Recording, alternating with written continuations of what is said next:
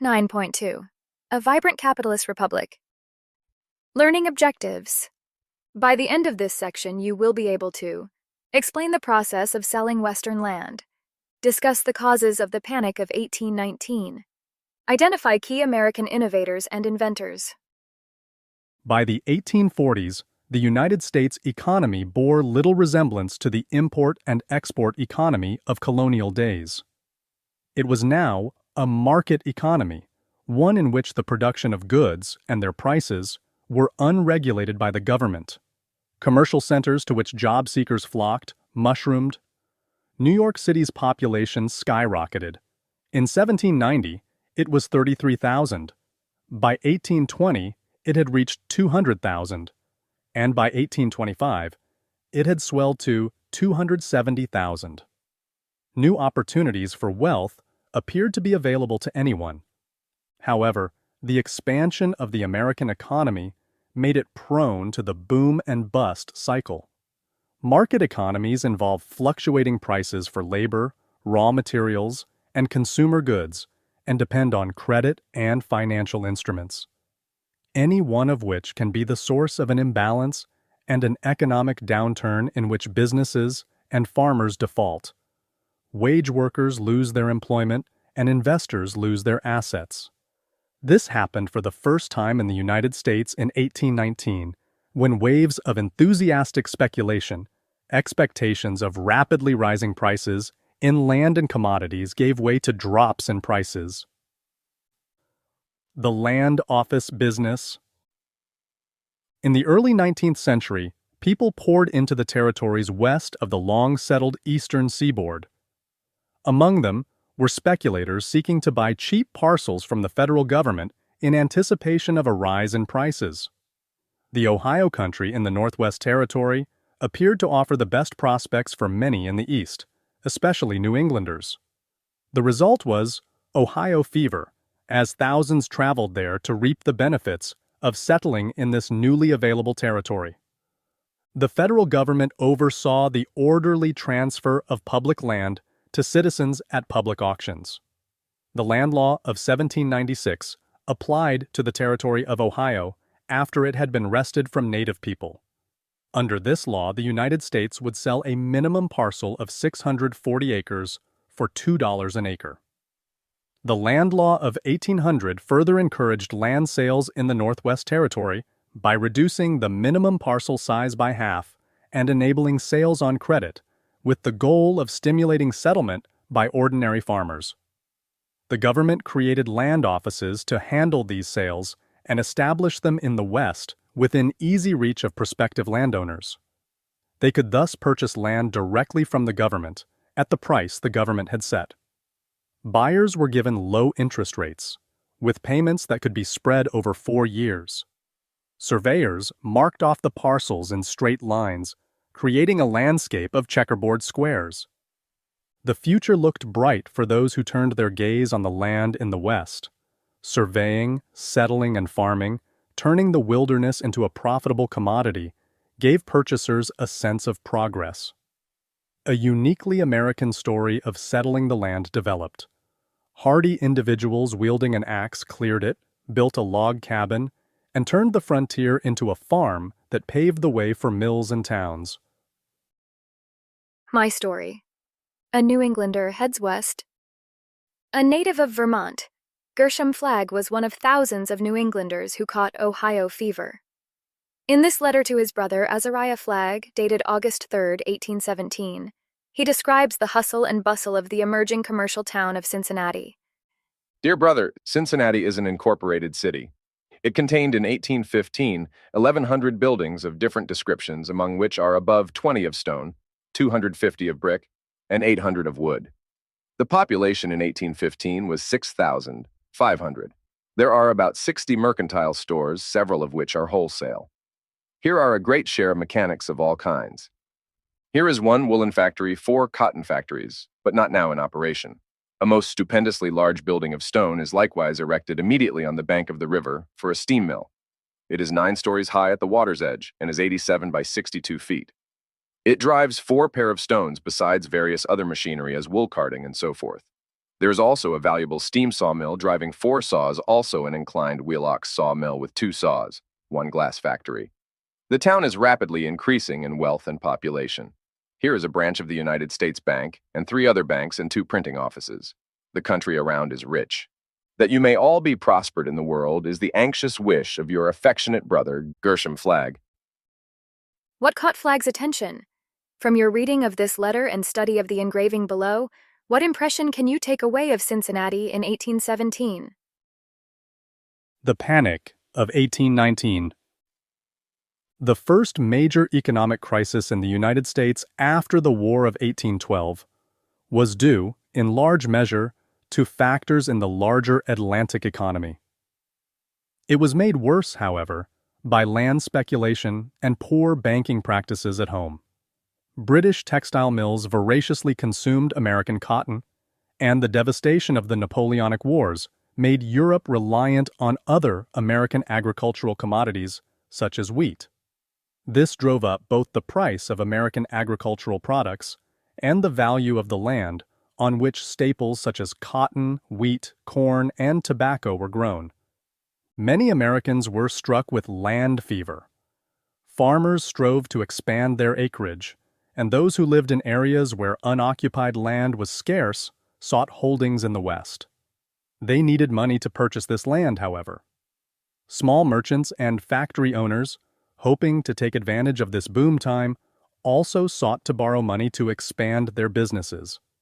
When existing banks refused to lend money to small farmers and others without a credit history, state legislatures chartered new banks to meet the demand. In one legislative session, Kentucky chartered 46. As loans increased, paper money from new state banks flooded the country, creating inflation that drove the price of land and goods still higher. This, in turn, encouraged even more people to borrow money with which to purchase land, or to expand or start their own businesses. Speculators took advantage of this boom in the sale of land by purchasing property not to live on, but to buy cheaply and resell at exorbitant prices. During the War of 1812, the Bank of the United States had suspended payments in specie, hard money, usually in the form of gold and silver coins. When the war ended, the bank continued to issue only paper banknotes and to redeem notes issued by state banks with paper only. The newly chartered banks also adopted this practice, issuing banknotes in excess of the amount of specie in their vaults. This shaky economic scheme worked only so long as people were content to conduct business with paper money and refrain from demanding that banks instead give them the gold and silver that was supposed to back it. If large numbers of people, or banks that had loaned money to other banks, began to demand specie payments, the banking system would collapse because there was no longer enough specie to support the amount of paper money the banks had put into circulation. So terrified were bankers that customers would demand gold and silver that an irate bank employee in Ohio stabbed a customer who had the audacity to ask for specie in exchange for the banknotes he held. In an effort to bring stability to the nation's banking system, Congress chartered the Second Bank of the United States, a revival of Alexander Hamilton's National Bank in 1816. But this new institution only compounded the problem by making risky loans, opening branches in the South and West where land fever was highest, and issuing a steady stream of Bank of the United States notes, a move that increased inflation and speculation. The inflated economic bubble burst in 1819, resulting in a prolonged economic depression or severe downturn in the economy called the Panic of 1819. It was the first economic depression experienced by the American public, who panicked as they saw the prices of agricultural products fall and businesses fail. Prices had already begun falling in 1815, at the end of the Napoleonic Wars, when Britain began to dump its surplus manufactured goods, the result of wartime overproduction in American ports, where they were sold for low prices and competed with American manufactured goods. In 1818, to make the economic situation worse, Prices for American agricultural products began to fall both in the United States and in Europe.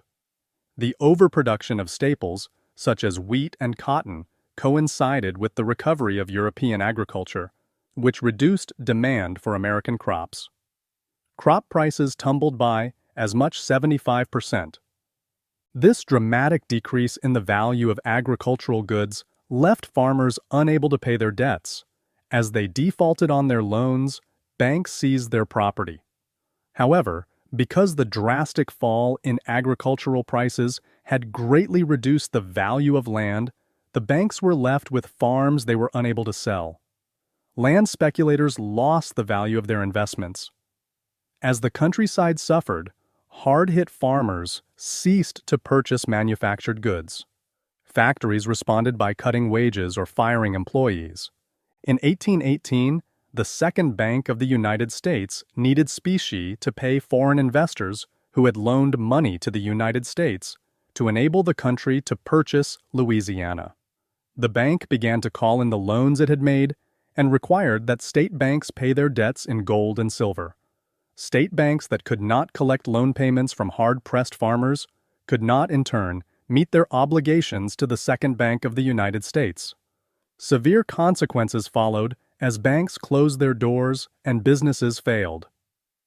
3/4 of the workforce in Philadelphia was unemployed, and charities were swamped by thousands of newly destitute people needing assistance. In states with imprisonment for debt, the prison population swelled. As a result, many states drafted laws to provide relief for debtors. Even those at the top of the social ladder were affected by the Panic of 1819.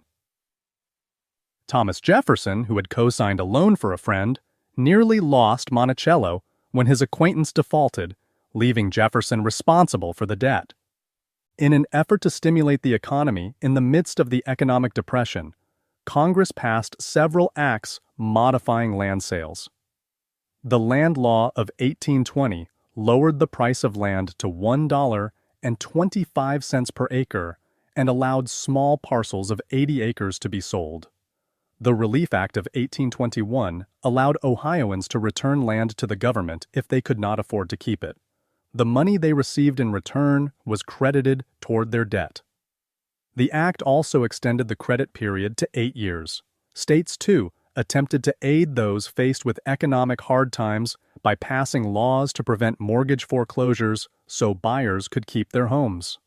Americans made the best of the opportunities presented in business, in farming, or on the frontier, and by 1823, the Panic of 1819 had ended. The recovery provided ample evidence of the vibrant and resilient nature of the American people. Entrepreneurs and inventors. The volatility of the U.S. economy did nothing to dampen the creative energies of its citizens in the years before the Civil War. In the 1800s, a frenzy of entrepreneurship and invention yielded many new products and machines. The Republic seemed to be a laboratory of innovation, and technological advances appeared unlimited. One of the most influential advancements of the early 19th century was the cotton engine or gin, invented by Eli Whitney and patented in 1794. Whitney, who was born in Massachusetts, had spent time in the South and knew that a device to speed up the production of cotton was desperately needed, so cotton farmers could meet the growing demand for their crop.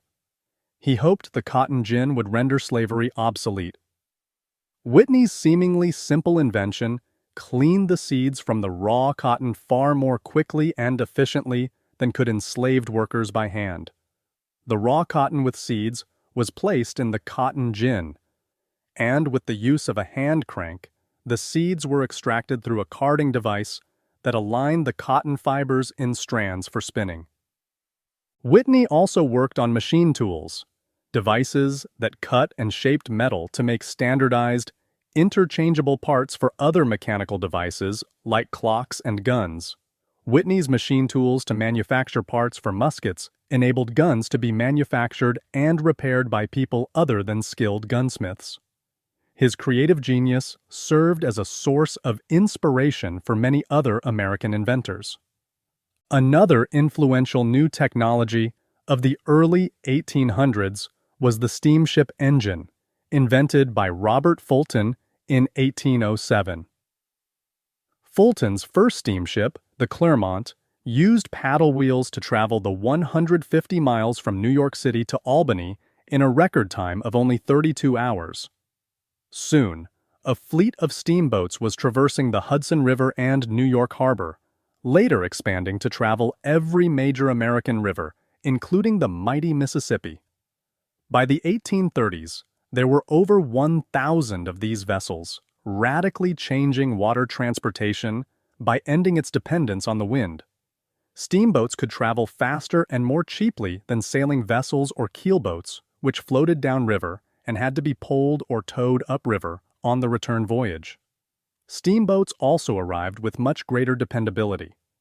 The steamboat facilitated the rapid economic development of the massive Mississippi River Valley and the settlement of the West. Virginia-born Cyrus McCormick wanted to replace the laborious process of using a scythe to cut and gather wheat for harvest. In 1831, he and the enslaved workers on his family's plantation tested a horse-drawn mechanical reaper, and over the next several decades, he made constant improvements to it. More farmers began using it in the 1840s, and greater demand for the McCormick reaper led McCormick and his brother to establish the McCormick Harvesting Machine Company in Chicago, where labor was more readily available. By the 1850s, McCormick's mechanical reaper had enabled farmers to vastly increase their output. McCormick, and also John Deere, who improved on the design of plows, opened the prairies to agriculture. McCormick's bigger machine could harvest grain faster, and Deere's plow could cut through the thick prairie sod. Agriculture north of the Ohio River became the pantry that would lower food prices and feed the major cities in the East. In short order, Ohio, Indiana, and Illinois all become major agricultural states. Samuel Morse added the telegraph to the list of American innovations introduced in the years before the Civil War. Born in Massachusetts in 1791, Morse first gained renown as a painter before turning his attention to the development of a method of rapid communication in the 1830s. In 1838, he gave the first public demonstration of his method of conveying electric pulses over a wire, using the basis of what became known as Morse code. In 1843, Congress agreed to help fund the new technology by allocating $30,000 for a telegraph line to connect Washington, D.C. and Baltimore along the route of the Baltimore and Ohio Railroad. In 1844, Morse sent the first telegraph message on the new link. Improved communication systems fostered the development of business, economics, and politics by allowing for dissemination of news at a speed previously unknown.